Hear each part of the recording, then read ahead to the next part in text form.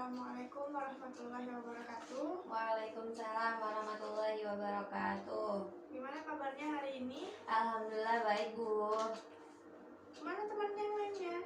Itu di rumahnya, soalnya kan tadi tuh dikirain libur. Ya udah deh di rumahnya. Jadi cuma sendirian nih kamu ya? Iya. Nggak apa-apa. Tadi juga saya niatnya nggak sekolah, Bu. Kenapa? Nanti ibu sendirian dong di sini. Iya, soalnya kan nggak ada temen-temen. Terus ibu masuk. Ya udah deh dari sekolah. Niat belajar. Iya, Bu. Pintar. Iya, Bu. Tugasnya udah dikerjain kemarin? Sudah. Dilihat dulu di sekelilingnya ada sampah atau enggak. Kalau ada dibuang dulu, silahkan dibuang Sudah, dulu. sudah Bu, sudah bersih. Kalau bersih kan enak dilihatnya. Ya, Bu. Karena kebersihan adalah sebagian dari Iman. an-nadhafatu minal. Iman. Seneng nggak kalau lihat kelasnya bersih kayak gini? Seneng banget. Nyaman. Sekarang kita membahas tentang menghindari akhlak tercela. Akhlak tercela di sini ya menghindari. Kok banyak banget sih Bu alat tercela? Iya emang banyak sekali. Tapi ada di bab-babnya itu dipisah ya. Maksudnya bab 1 menjelaskan tentang akhlak tercela dari berpakaian hingga apa kayak gitu-gitu ya, dipisah-pisah gitu. Ini menghindari akhlak tercela. Akhlak tercela yang kita bahas sekarang ini itu ada fitnah.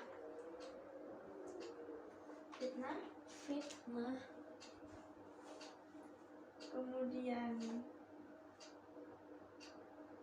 ghibah, lalu namimah.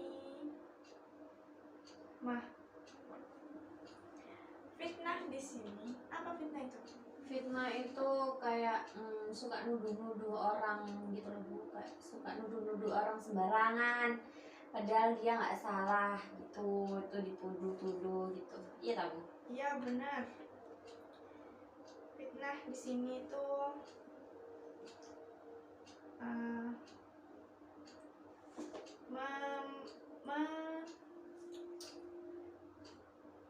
menjelek-jelekan orang yang bukan faktanya. Oh gitu ya. Jadi perkataan tanpa dasar yang dilancarkan untuk menjatuhkan atau merendahkan martabat dari seseorang tersebut. Oh iya Bu. Nah, menyusupkan keyakinan-keyakinan yang sesat. Jadi gimana cara kita meyakinkan si A supaya dia itu terhasut oleh kita bahwa si B itu orangnya begini begitu. Jahat banget ya Bu. Ya sehingga si A jadi benci sama si B karena hasutan dari kita, menyesatkan ya. Iya Bu. Berarti dosa ya Bu? Dosa banget, dosa besar ya. Kemudian apa motivasi dari fitnah ini? Motivasinya itu yang pertama mencari harta duniawi. Jadi seseorang yang membuat fitnah diantaranya karena dengan memfitnah ia berharap mendapatkan uang. Jadi imbalan harta itu yang menjadikan seseorang melakukan perbuatan fitnah. Jadi si A disuruh sama si B untuk memfitnah si C. Ntar si B ngasih imbalan ke si A berupa duit. Jadi si A mau aja tuh memfitnah si C. Allah jahat banget ya Bu. Ya untuk mencari harta duniawi. Kemudian yang kedua itu untuk menjerumuskan orang ke dalam neraka. Jadi seseorang termotivasi melakukan fitnah itu karena ia ingin banyak orang tersesat. Jadi nggak mau nih cuman aku aja tersesat, aku harus ngajak Ngajak. orang supaya tersesat juga. Berarti itu dibisikin setan gitu. Iya benar.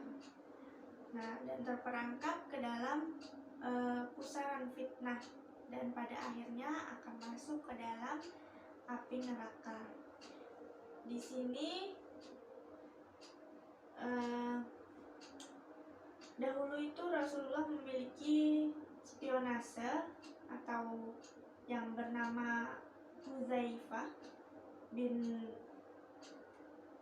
Al-Yaman yang diberikan tugas untuk mengawasi perbuatan fitnah yang dilakukan oleh orang-orang munafik. Nah, suatu hari Hudzaifah itu berkata, banyak sahabat bertanya kepada Rasulullah SAW mengenai hal-hal baik. Nah, sementara aku bertanya mengenai hal-hal yang buruk karena aku takut menjumpai hal-hal tersebut. Kemudian Rasulullah berkata, aku bertanya kepada Rasulullah, si Hudzaifahnya berkata, aku bertanya kepada Rasulullah, sesungguhnya kita sedang berada di masa jahiliyah yang identik dengan keburukan. Allah Subhanahu wa Ta'ala telah mendatangkan kebaikan kepada kita, maka apakah setelah kebaikan ini datang lalu muncul keburukan? Kemudian Rasulullah menjawab, ya. Aku berkata, apakah setelah keburukan itu muncul lalu datang kebaikan kembali? Rasulullah menjawab lagi, ya, dan di dalamnya terdapat keburukan. Kemudian Hudzaifah bertanya lagi, apakah bentuk keburukan tersebut? Rasulullah menjawab, suatu kaum petunjuk dariku, kenali mereka dan ingkari. Aku bertanya kembali, lalu apakah setelah para penyeru kepada neraka jahanam dan barang siapa yang mengikutinya, maka ia akan terlempar ke dalamnya. Dan aku berkata, wahai Rasulullah, beritahu kami sifat mereka. Rasulullah bersabda, mereka memiliki kulit seperti kita dan berbicara sama dengan lisan kita. Oh, berarti sama-sama manusia ya, Bu? Iya. Kemudian yang ketiga itu mencari jabatan atau posisi tertentu. Jadi kita memfitnah orang untuk supaya kita bisa naik jabatan. Misalkan ada si A itu baik banget kelakuannya dan jabatannya lebih tinggi dari si B. Kemudian si B bilang ke HRD-nya bahwa si A tidak seperti yang dilihat, dan memfitnah dan segala macam. Kan kalau nggak ada bukti gitu gimana, Bu? Kan nggak ada bukti, masa orangnya percaya aja? Ya, orang memfitnah sebagaimana dia harus meyakinkan orang itu agar ikut agar percaya sama omongannya dia, sehingga dia naik jabatan. Nah, bagaimana menghindari perilaku fitnah ini? Yang pertama, mengkaji dan mempelajari Al-Quran. Kemudian yang kedua, meningkatkan keimanan. Yang ketiga, berdoa agar terhindar dari hal yang berbahaya atau membahayakan diri. Kemudian di sini kita bahas tentang namimah. Bahas tentang namimah. Apa namimah itu? Nah, namimah itu adalah sifat adu domba. Adu domba atau suara pelan atau gerakan. Jadi gimana ya, adu domba itu kayak ada si A, B, dan C. Nah, si A ini nggak suka melihat B dan C bersahabat. Sehingga si A ngomong ke si B bahwa si C itu buruk banget kelakuannya, dan si C suka ngomongin si B di belakang dan menjelek-jelekan si B. Itu si A berbicara kepada si B begitu. Kemudian si A berbicara lagi kepada si C bahwa si B suka ngomong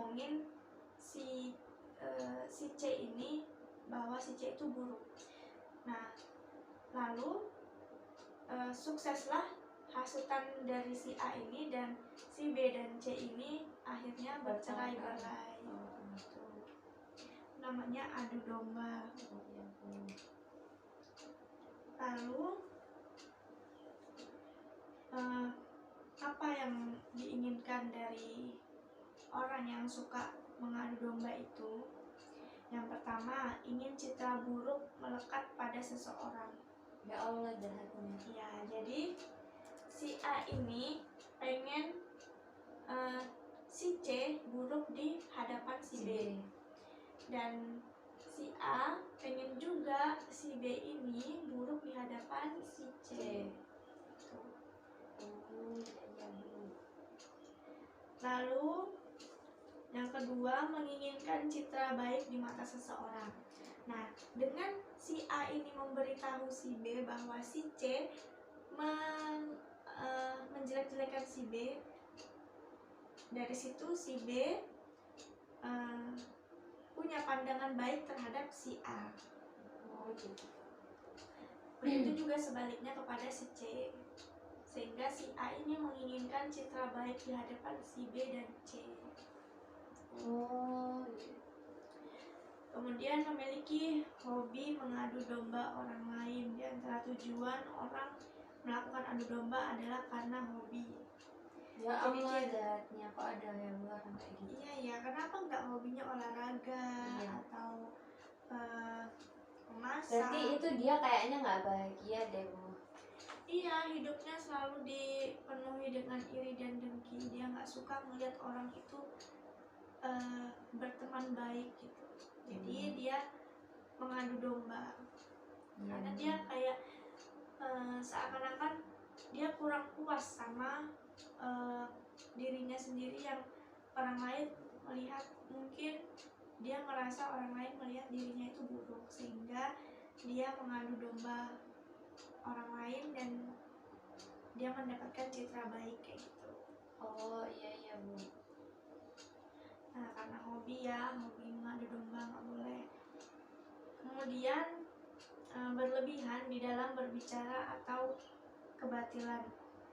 Dalam berbicara ini sesungguhnya ada hal-hal yang memang patut dibicarakan, tetapi ada juga yang tidak patut untuk dibicarakan. Dengan kata lain, tidak semua yang kita tahu harus dibicarakan, tetapi yang kita bicarakan, kita harus tahu manfaat dan bahayanya. Itulah barangkali prinsip yang harus dipegang. Ada satu peribahasa yang mengatakan keselamatan seseorang ada pada menjaga lisannya, dengan menghantarkan pada terjadinya adu domba antar pihak-pihak yang semestinya menerapkan perdamaian. Jadi, misalkan si A ini ada si A, si B, dan si C. Nah, mereka ini emang berteman baik, si B dan C ini emang berteman baik. Iya. Dan si A ini juga berteman baik dengan si B dan C. Nah, kemudian si B ini ngomongin si C, ngomongin keburukannya dan kebaikannya si C diomongin. Nah, si A ini boleh ngomong ke si C, tapi harus dipikir dulu bahayanya di mana, atau ya jangan diomongkan keburukannya aja. Jadi jika ada mandorotnya itu nggak boleh diomongkan ke si C. Misalkan si C ini dia suka mencuri loh gitu, terus itu nggak boleh si A ini ngomong ke si C bahwa si B ngomongin si C kalau dia suka mencuri. Boleh diomongkan jika si B berbicara kebaikan si C.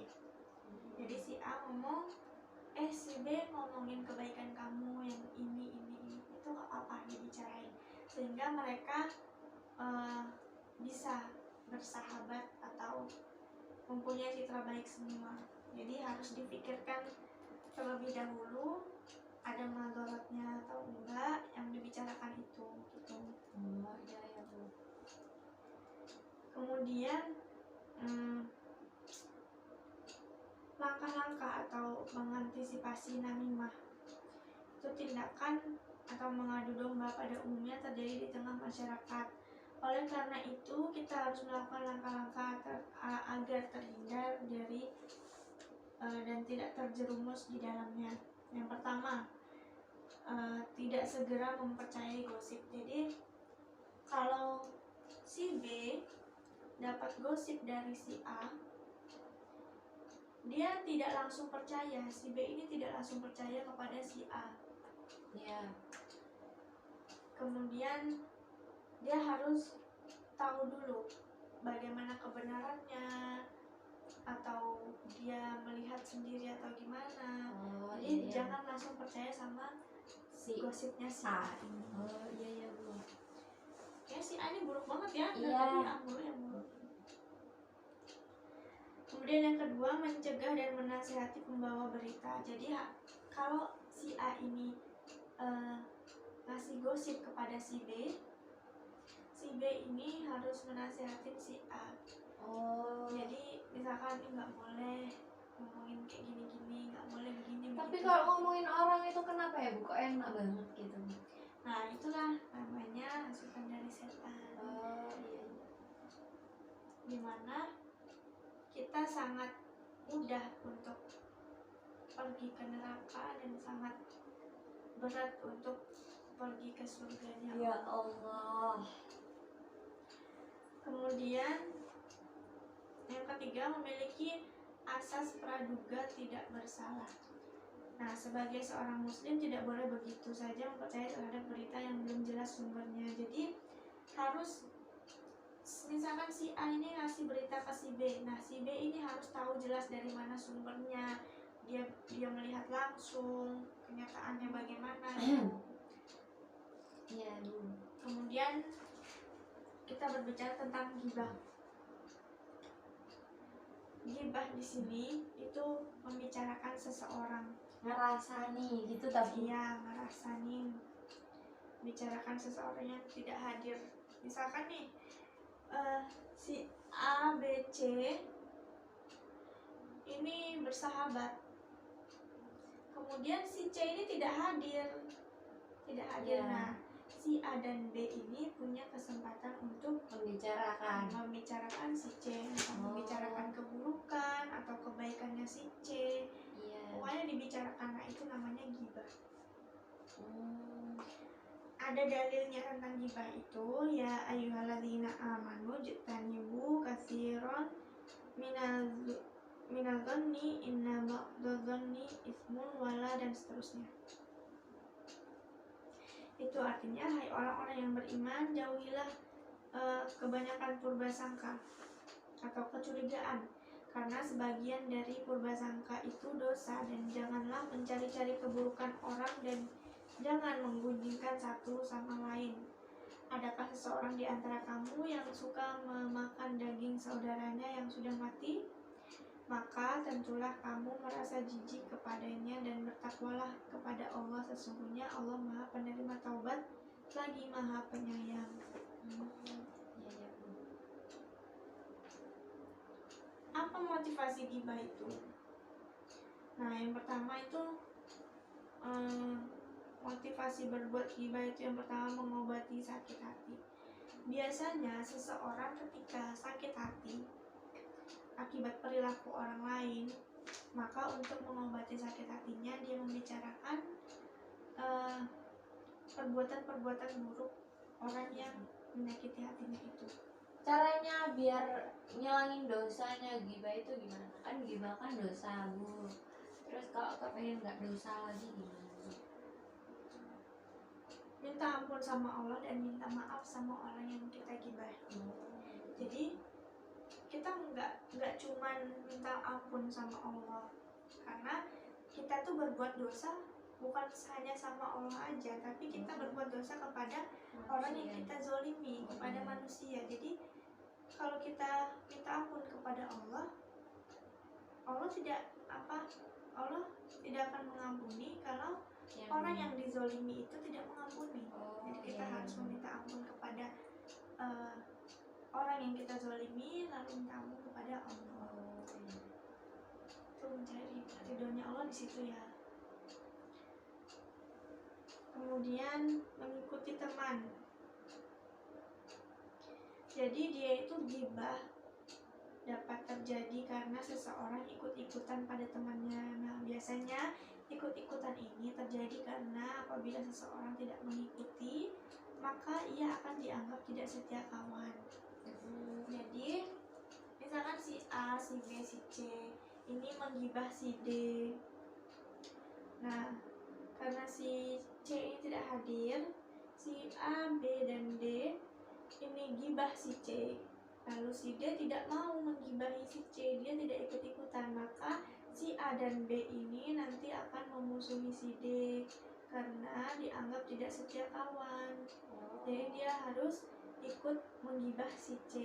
Jadi motivasi yang kedua ini adalah mengikuti teman, rasut oleh temannya untuk menggibah. Kemudian yang ketiga, kesombongan dan kebanggaan. Gibah itu terjadi karena seseorang akan merasa bangga apabila ia sudah dapat mencaci seseorang di hadapan orang lain. Nah, ia tidak memiliki keinginan apa-apa kecuali kebanggaan, dan inilah yang membuat orang lain akhirnya melakukan perbuatan gibah. Jadi dia bangga ya kalau misalkan dia udah berhasil menggibah si C, si B ini ngajak si A dan D untuk gibahin si C dan dia berhasil, ada kebanggaan tersendiri untuk dia. Soalnya kalau alat kayak gitu tuh kayak puas gitu tapi enak loh Bu kayaknya itu Kak. Tapi kok dosa gitu. Iya, karena merugikan orang lain, bisa membuat hati orang lain sakit juga kalau ketahuan ada yang gibahin dia gitu. Kalau kita meminta maaf ke yang kita gibahin kan kayak sungkan gitu Bu, terus nanti dianya malah lebih sakit hati gitu, gimana? Nah, itu harus menerima, dan yang digibahin itu dia harus lebih ikhlas dan menerima dan harus memaafkan, karena Allah aja maha pemaaf, masa hambanya nggak pemaaf juga gitu. Iya. Dan yang menggibah ini juga harus berjanji nggak akan gibahin dia lagi gitu. Harus ada rasa penyesalan dalam dirinya itu. Iya Bu. Kemudian yang keempat itu iri hati. Biasanya terjadi ketika seseorang yang senantiasa dipuji, dimuliakan, dan dicintai oleh masyarakat. Nah, di sini ia berusaha untuk melenyapkan penghargaan itu. Nah, dan yang membuat orang lain akhirnya melakukan perbuatan gibah. Jadi dia nggak suka kalau si A ini nggak suka kalau si B ini terlihat baik dan punya penghargaan predikat baik di masyarakat, di A dan di C, sehingga dia menggibah si B agar terlihat buruk Di hadapan sih. ya, sehingga sudah tidak memiliki predikat baik lagi di masyarakat. Nah, itu si A ini iri hati kalau dia terlihat baik, dan dia segimana mungkin supaya dia yang terlihat baik. Iya Bu. Iri hati. Kemudian yang kelima, bergurau. Di media televisi atau di media sosial lainnya, kita sering melihat tayangan yang barangkali maksudnya adalah bergurau. Hanya saja gurauan tersebut Menyinggung. ya dapat menyinggung atau menyakiti orang lain. Oleh karena itu, sebabnya perlu diperhatikan bagaimana bergurau yang tidak membuat orang lain sakit hati. Jadi kalau bergurau itu nggak boleh berlebihan dan dipikir terlebih dahulu, apakah aku bergurau seperti ini bikin dia sakit hati, kayak gitu. Boleh. Bergurau yang berlebihan itu nggak Kemudian menyindir atau mencaci. Menyindir atau mencaci orang lain dengan tujuan menghina termasuk ke dalam perbuatan ghibah. Nah, hal tersebut dilakukan biasa saja terkait dengan fisik, keturunan, perilaku, perbuatan, atau ucapan seseorang. Jadi kalau mencaci, terus nyinyirin orang kayak gitu, itu termasuk dalam ghibah. Gimana kita cara menghindari perilaku ghibah itu? Nah, kita harus ingat bahwa Allah itu tidak menyukai ghibah. Iya Bu. Dan kita harus melakukan introspeksi diri. Jadi kalau kita ngomongin kalau si A ini ngomongin si B, apakah si A ini lebih baik dari si B? Si A ini harus introspeksi diri. Gitu. Supaya tidak menggibah, itu cara menghindarinya. Kemudian menyadari bahwa gibah itu menyakitkan. Dia harus sadar kalau orang yang dia gibahi itu bakal sakit hati, dan gimana kalau dia yang digibahin pasti sakit hati juga. Harus menyadari kalau gibah itu menyakitkan. Iya Bu. Lalu berburuk sangka. Berburuk sangka dalam hati sama dengan membicarakan keburukan orang lain dengan ucapan. Apabila melakukan gibah diharamkan, maka berburuk sangka terhadap orang lain dalam hati juga haram. Jadi kita tuh nggak boleh berburuk sangka kepada orang lain. Misalkan kan gibah itu kan diharamkan karena menyakitkan. Begitu juga dengan buruk sangka. Buruk sangka itu juga menyakitkan bagi orang lain, dan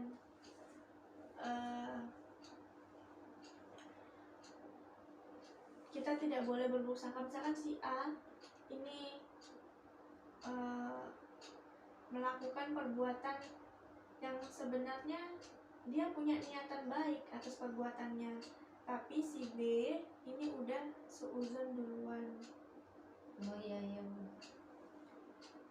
Gibah itu ada nggak sih yang diperbolehkan?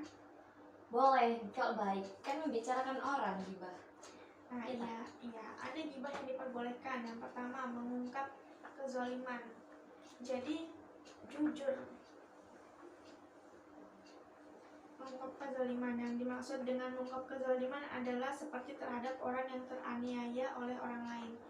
Misalkan si A, B, dan C.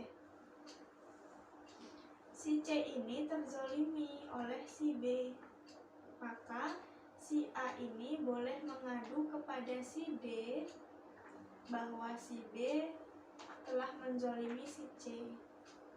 Boleh itu si A gibah ke si D karena si C ini terzolimi oleh si B. Boleh dibilangkan ke si D ini. Lalu kedua, meminta fatwa. Apabila terjadi suatu masalah dalam rumah tangga, misalnya seorang istri ingin menanyakan mengenai hukum yang terkait dengan kerumah tanggaan, khususnya dalam pemberian nafkah, karena sudah beberapa minggu suami yang bersangkutan tidak memberikan nafkah. Nah, dalam hal ini tidak mungkin seorang istri tidak menceritakan aib suami, karena ketetapan hukum dalam masalah ini tidak akan bisa tergambar tanpa penjelasan dari seorang istri. Dalam hal ini, menceritakan aib seorang istri dalam rangka meminta fatwa hukumnya dibolehkan. Oh, gitu. Ya, sebenarnya mengungkapkan aib suami atau sebaliknya mengungkapkan aib istri itu kan tidak dibolehkan ya, karena itu aib. Kita harus menutupi aib suami kita, menutupi aib istri kita, menutupi aib satu sama lain, harus ditutupi. Tapi karena kita meminta fatwa dan harus diomongkan kejelasannya bagaimana, karena tidak bisa diterka-terka, jadi kita harus membicarakan aib tersebut. Itu tidak apa-apa. Kemudian memberi peringatan kepada orang lain. Terkadang seorang itu memerlukan kesaksian orang lain demi kewaspadaan. Ketika ada seorang ingin bekerja misalnya, pihak yang ingin menerima atau menerima tentu harus mencari tahu tentang sosok yang bersangkutan, Ya. baik melalui teman dekat atau melalui kepolisian. Nah, dengan demikian pihak-pihak yang dimintakan informasi tentu harus mengemukakan apa adanya perihal yang bersangkutan demi kebaikan pihak penerima di kemudian hari. Ya Bu, Udah paham ya? sudah. Bu, waktunya habis. Sedikit lagi ya. Ya. Kemudian nampak dengan jelas cacatnya. Dalam kesempatan terkadang seseorang bertanya mengenai identitas orang tertentu. Yang kelima, memiliki perilaku buruk yang sudah diketahui luas. Jadi tidak mengapa seseorang mengemukakan keburukan orang lain apabila keburukan tersebut sudah diketahui oleh masyarakat umum. Nggak apa-apa digibahin. Ya Bu. Sampai sini sudah jelas semua? Apa ada yang perlu ditanyakan lagi? Sudah jelas Bu. Baik. Nanti ada tugas, karena sebentar lagi ujian, kalian harus lebih banyak belajar lagi ya. Iya Bu. Ada tugas merangkum aja, merangkum tentang fitnah, ghibah, dan namimah. Iya. Rangkum sedikit saja, 1 lembar nggak apa-apa. Di Nanti kertas itu Bu, di kertas yang kecil itu. iya, di kertas buku kalian. Iya. Minimal 1 lembar nggak apa-apa ya. Ya. Dirangkum. Kemudian tugas yang kemarin ibu kasih nanti dikumpulkan, teman-temannya nanti suruh ngumpulkan ke kamu, lalu kamu kumpulkan ke ruangan saya. Iya Bu. Mungkin cukup segitu aja, kurang lebihnya mohon maaf. Wassalamualaikum warahmatullahi wabarakatuh. Waalaikumsalam warahmatullahi wabarakatuh.